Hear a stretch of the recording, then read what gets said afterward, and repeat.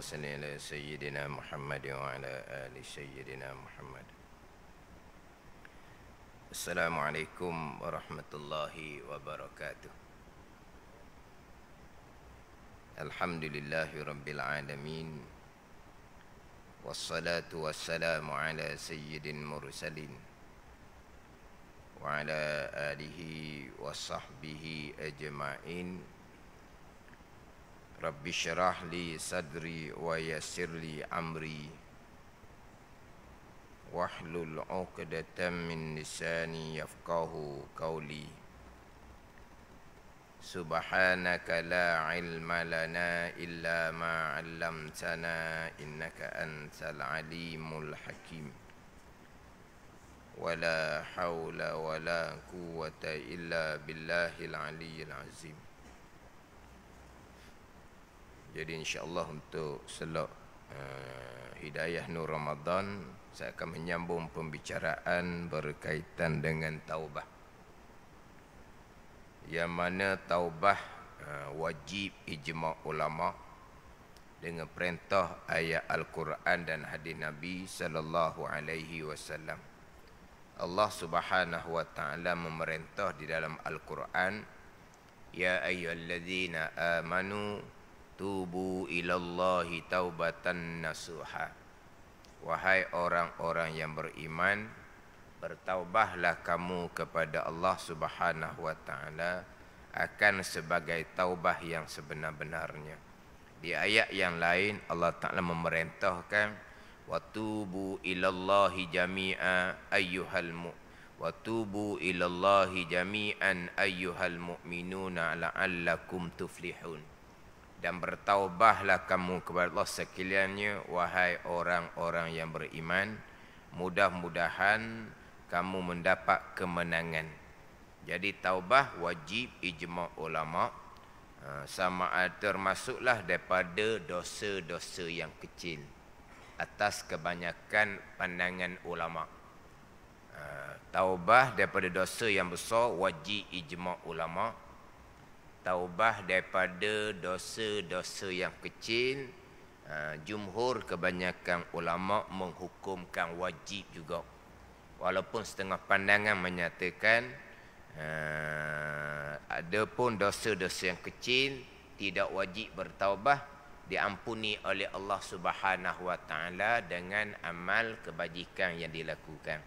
Tapi kebanyakan ulama menyatakan bahawa dosa-dosa kecil pun wajib bertaubah dengan Allah Subhanahu wa taala.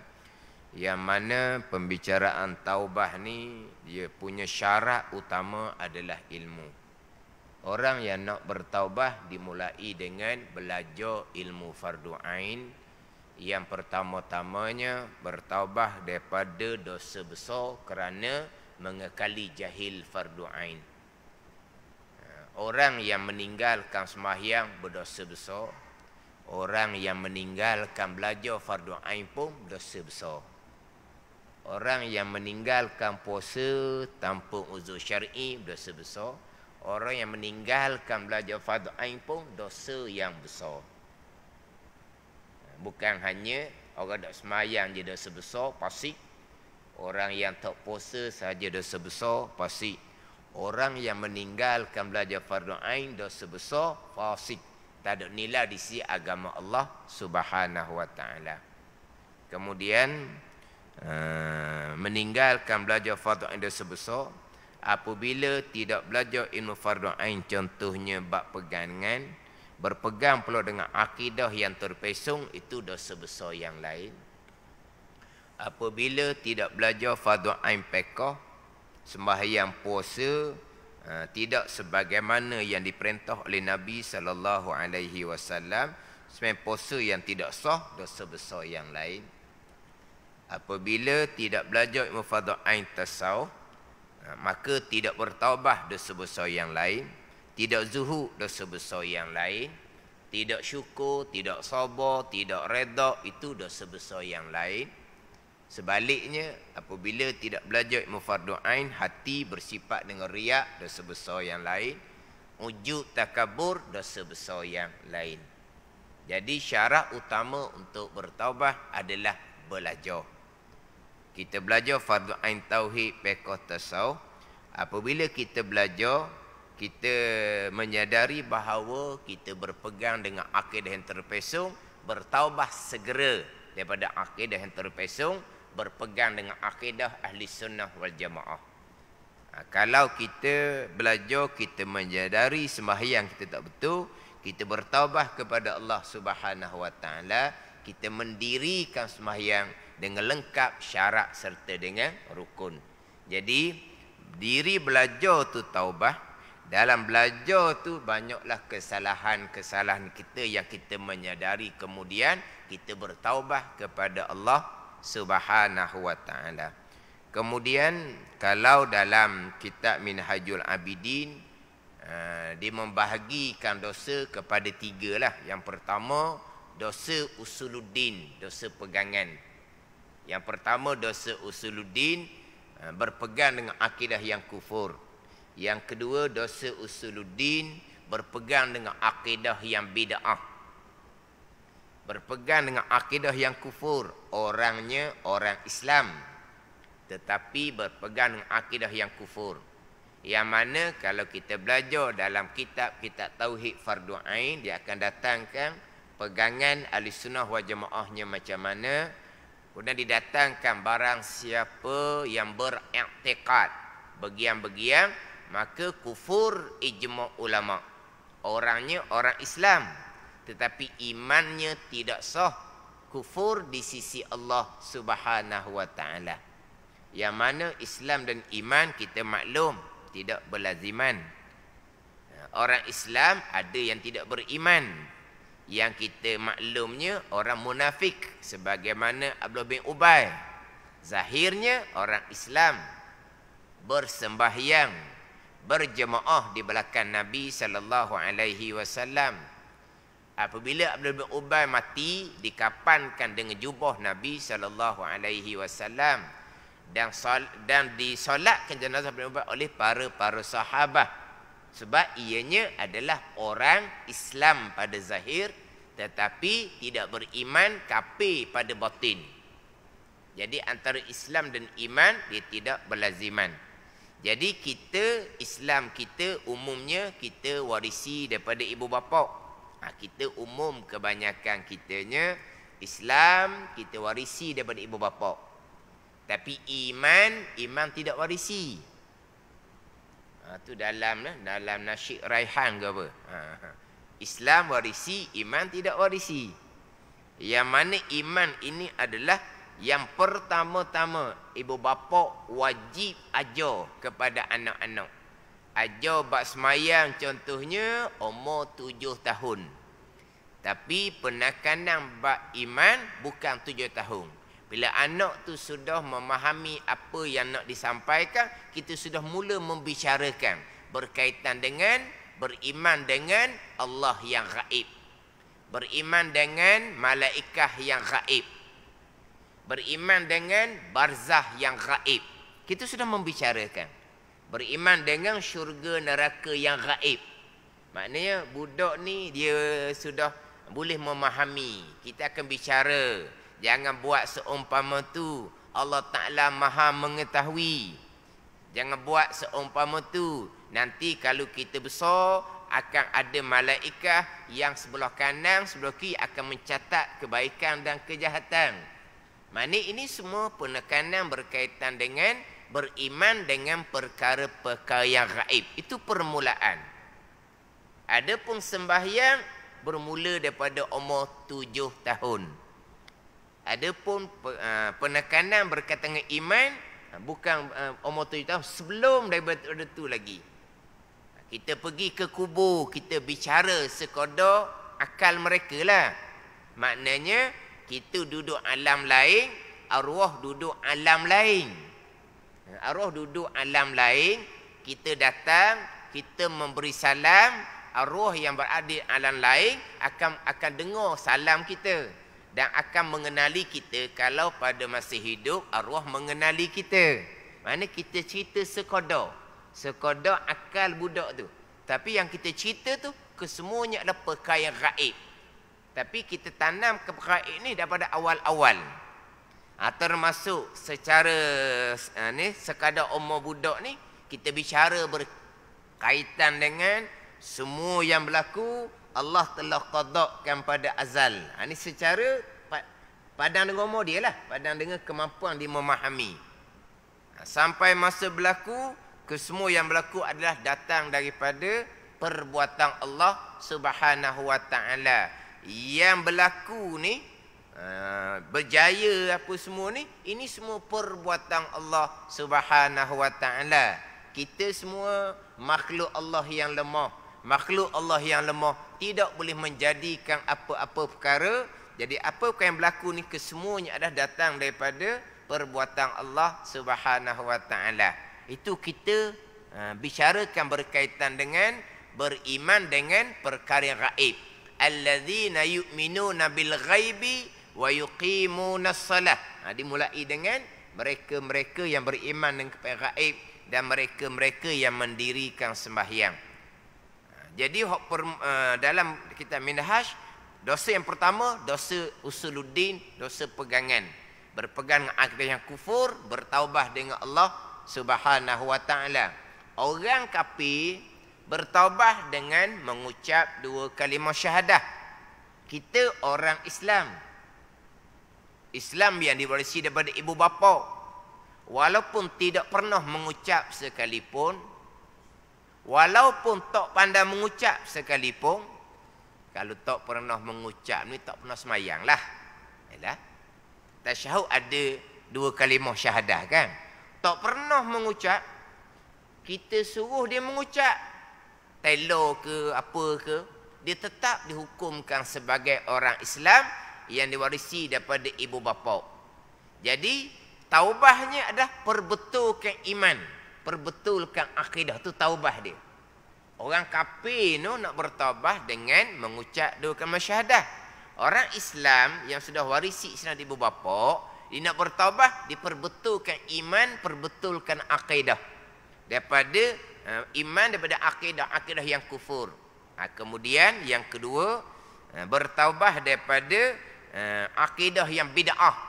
Dipanggil bid'ah i'tiqadiyah. Bid'ah pegangan. Seumpama, ni contoh yang agak meluas, berpegang seumpama ni, berpegang bahawa perkara jahat yang berlaku, mana perkara jahat, kufur seseorang, contohnya sembah berhala seseorang, melakukan maksiat seseorang, contohnya ponteng puasa, contohnya berjudi minum arak, bukan datang daripada qada Allah Subhanahu wa taala. Allah tidak mengqadakkan perkara jahat, kekufuran. Allah tidak mengqadakkan perkara jahat, kemaksiatan. Allah hanya mengetahui seseorang akan melakukan perkara kufur, seseorang akan melakukan perkara maksiat, tapi Allah tidak mengqadakkan. Itu akidah yang bid'ah, yang khilaf pada kafir. Sebab rukun iman yang ke-6 cukup jelas, cukup nyata, baik, jahat datang daripada qada dan qadar Allah Subhanahu wa taala. Jelas nyata, hadis Imam Muslim, wa tu'mina bil qadari khairihi wa syarrih, dan engkau beriman, kata Nabi sallallahu alaihi wasallam, dengan ketentuan Allah dan perbuatan Allah, perkara baik, beriman seseorang dan taat seseorang, ketentuan dan perbuatan Allah, wa syarrihi, perkara jahat, kufur dan maksiat seseorang, datang daripada kehendak dan perbuatan Allah, qada dan qadar Allah. Jelas di rukun iman yang ke-6, tiba-tiba berpegang perkara jahat, bukan datang daripada qada dan qadar Allah, itu pegangan yang bid'ah, wajib bertaubah daripada pegangan bid'ah, pegangan yang khilaf pada kufur. Setengah menyatakan ini pegangan yang kafir juga, kekal neraka selama-lamanya. Ini pegangan. Dari segi adab percakapan, kita maklumlah, yang baik daripada Allah, yang tak baik datang daripada diri kita sendiri. Itu adab percakapan. Sebagaimana Nabi SAW bersabda, wal khairu kullu fi yadai wa syarru laisa ilai. Kebaikan sekaliannya di sisi engkau ya Allah, dan kejahatan tidak dinisbahkan, tidak disandarkan kepada engkau ya Allah. Kebaikan di sisi Engkau ya Allah, kejahatan tidak disandarkan pada Engkau ya Allah. Ada percakapan yang baik daripada Allah, yang tak baik datang daripada diri kita sendiri. Sebagaimana orang berceramah itulah. Dia berceramah, dia nak tutup ceramah dia, yang baik daripada Allah, yang tak baik datang diri saya sendiri. Itu bukan pegangan, itu ada percakapan. Jadi jangan jadikan itu pegangan. Jadikan itu pegangan yang bid'ah, pegangan yang sesat, pegangan yang terpesong. Walaupun atas pandangan muktamad tidak menghukumkan kafir, tapi berpegang dengan akidah yang sesat seumpama itu, ibadah sembahyang puasa sama sekali tidak akan diterima oleh Allah Subhanahu wa taala, walaupun sah sekalipun, sebab tidak dihukumkan kafir. Itu pegangan yang bid'ah. Itu contoh dia lah. Banyak lagi lah dalam kitab kita tauhid menceritakan firqah-firqah, pegangan-pegangan, puak-puak yang mana pegangan mereka pegangan yang terpesong, dipanggil pegangan Mu'tazilah. Yang mana dalam Qamuh Marbawi, Qamuh Arab kepada bahasa Melayu kita lah, di dalam tu dinyatakan bahawa Mu'tazilah ni ada 20 firqah, 20 puak Mu'tazilah ni. Tadi di antaranya Mu'tazilah yang berpegang perkara jahat bukan datang dari qada dan qada Allah. Dan dia ada 20 firqah, 20 aliran fahaman Mu'tazilah. Orangnya orang Islam, tapi berakidah dengan akidah yang terpesong. Jadi nak memastikan bahawa kita betul-betul berakidah dengan akidah Ahlussunnah wal Jamaah, belajar fardu ain tauhid. Dia slogan Ahlussunnah wal Jamaah ni slogan yang mahal. Banyak orang yang menggunakan slogan Ahlussunnah wal Jamaah. Bukan slogan saja, pastikan kita benar-benar berpegang dengan akidah Ahlussunnah wal Jamaah, bukan hanya cakap saja Ahlussunnah wal Jamaah.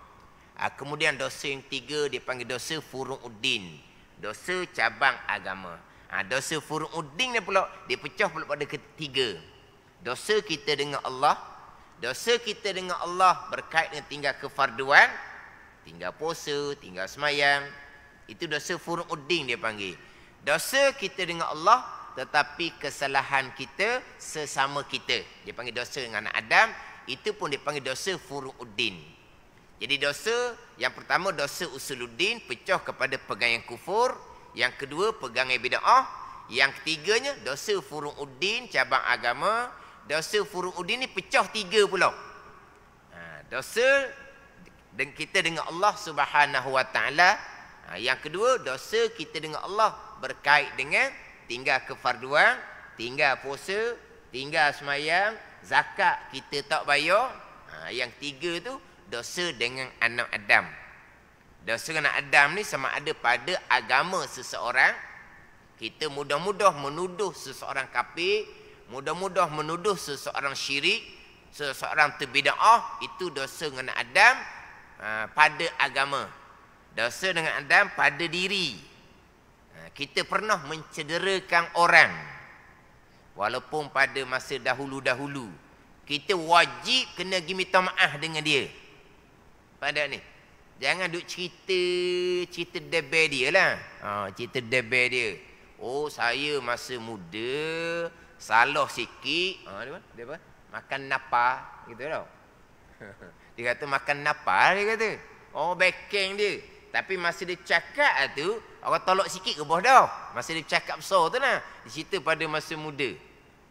Yang pertama, kesalahan besar dia di situ, dia menceritakan kemaksiatan kepada orang ramai. Hukumnya haram, dosa yang lain pula. Kita haram menceritakan maksiat kejahatan kita kepada orang ramai. Kita bertaubah, bukan kita cerita pada orang ramai. Dia cerita pada orang ramai kejahatan. Itu satu dosa yang lain pula tu. Ada ni. Bahkan dosa kita, orang tanya kita berkaitan dengan dosa kita masa muda-muda. Kamu ni kena sangat, kamu ni masa muda ni orang hebat, joli, gitulah. Hai, kamu masa muda ni pernah tak kamu berjudi minum arak contohnya? Walaupun pernah sekalipun, wajib dia bohong. Dok. Walaupun saya dulu begitulah, orang kenal lah dulu-dulu. Tapi hak judi minarak tu dak setuh hak tu dosa besar sangat tu. Bohong tu. Sebenarnya dia pernah berjudi minarak, wajib dia bohong. Ada ni. Wajib dia bohong. Orang dok tanya dia pergi cerita. Orang dok tanya dia pergi cerita. Kalau dia cerita tu kesalahan yang berkait dengan hukum hudud, masa muda dia cerita dia berzina. Contohnya, ada dua saksi. Dua saksi ni melaporkan kepada pihak berkuasa, maka dia kena hukum hudud sama ada sebat ataupun rejam. Ikut kategori dia lah. Hak kata sebab rejam ni hukum hudud dalam agama ni apabila dilihat oleh 4 orang yang adil. 4 orang yang adil tu hak melihat. Tapi kalau dia mengaku, hanya perlu 2 orang saksi yang adil saja, dia angkat ke atas dengan 2 saksi yang adil. Daripada pengakuan dia tadi, dia akan dihukumkan dengan hukum hudud agama Allah Subhanahu wa ta'ala.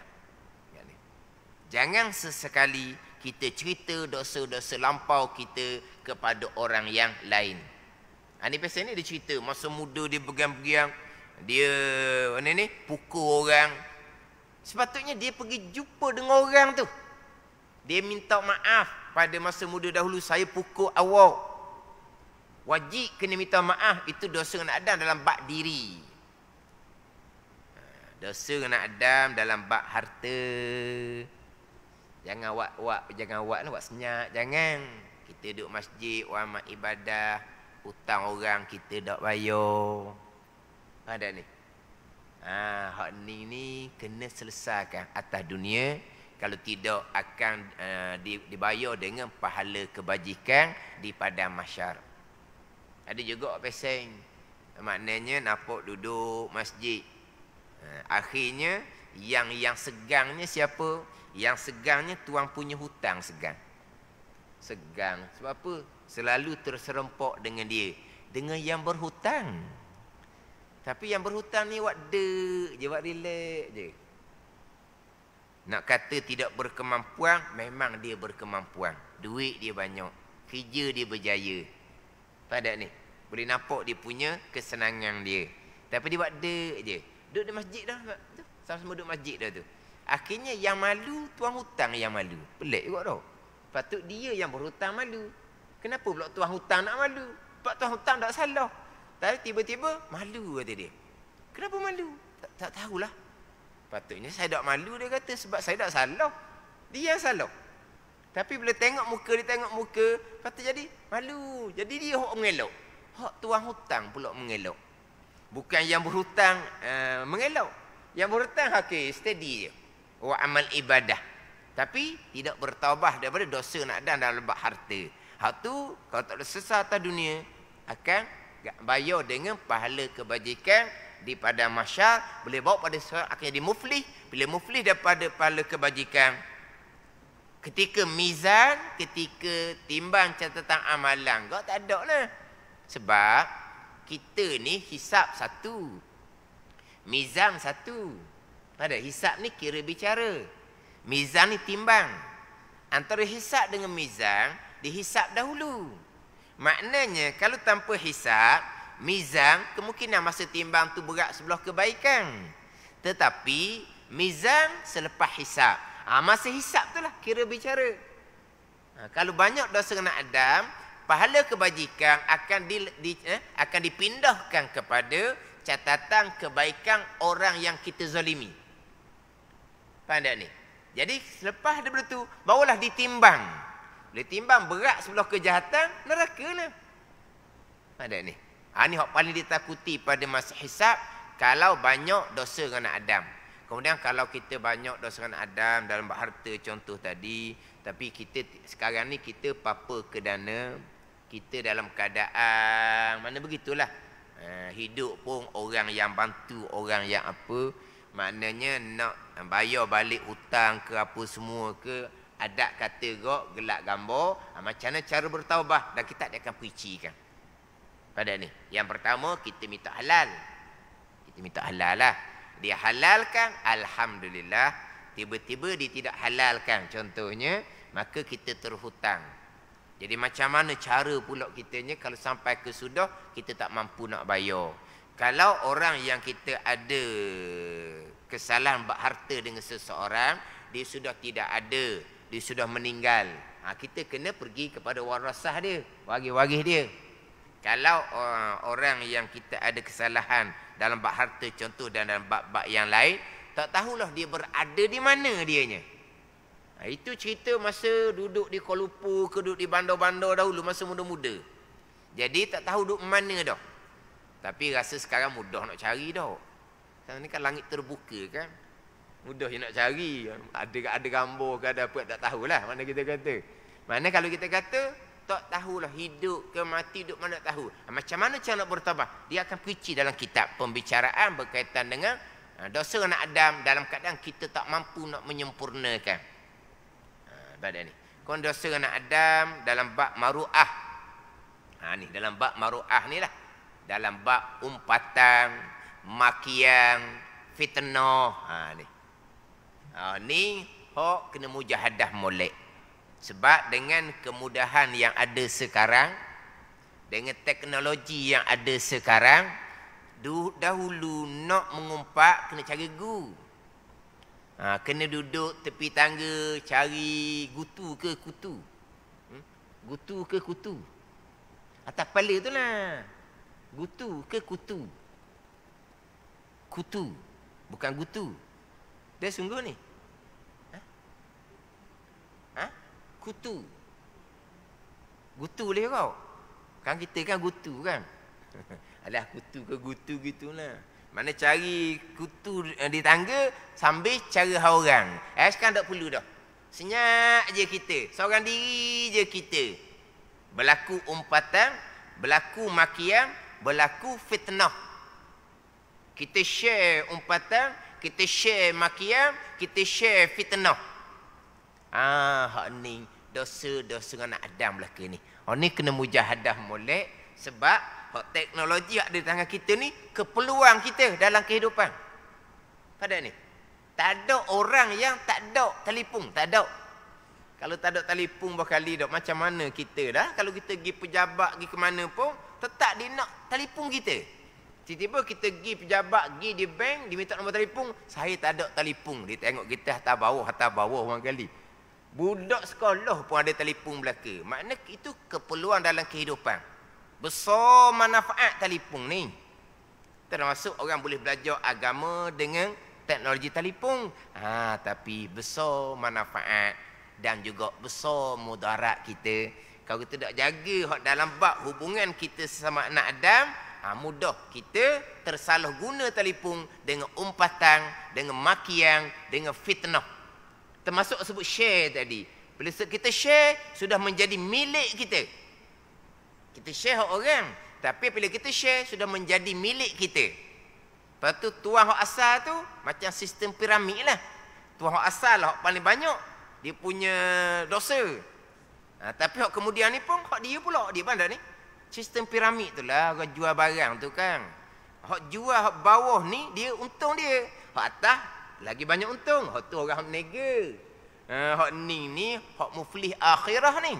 Maknanya hak asal yang memulai umpatan makian fitnah tu, dia paling besar. Hak share ni dia hak dia sendiri. Ini kena mujahadah, kena jaga sebab ini dosa dengan anak Adam yang mana dosa dengan anak Adam paling sukar untuk dipelihara apabila berlaku, paling sukar untuk kita menyempurnakan rukun taubah dosa kita dengan anak Adam. Rukun taubah kita nak Adam paling sukar untuk kita penuhi rukun taubah jikalau dosa tu dosa sesama kita. Jadi dosa ada 3, dosa kita dengan Allah, dosa kita dengan tinggal kefarduan, dosa kita dengan Allah berkait dengan sesama anak Adam dipanggil dosa furu' agama. Jadi insya-Allah di slot akan datang saya akan pergi kepada apakah rukun taubah bagi ketiga-tiga jenis dosa, ketiga-tiga bahagian dosa. Wallahu a'lam. Bismillahirrahmanirrahim. Alhamdulillahirabbil alamin. Wassalatu wassalamu ala sayyidin mursalin wa ala alihi wa sahbihi ajma'in. Allahumma ftah alaina futuhal arifin. Allahumma allimna ilma akdamin wa fahimna famas sabiqin warzuqna ruqat talibin. Allahumma zidna ilman wa alhiqna bis salihin. Wa sallallahu ala sayyidina Muhammadin wa ala alihi wa sahbihi wa sallam. Walhamdulillahi rabbil alamin. Wassalamualaikum warahmatullahi wabarakatuh.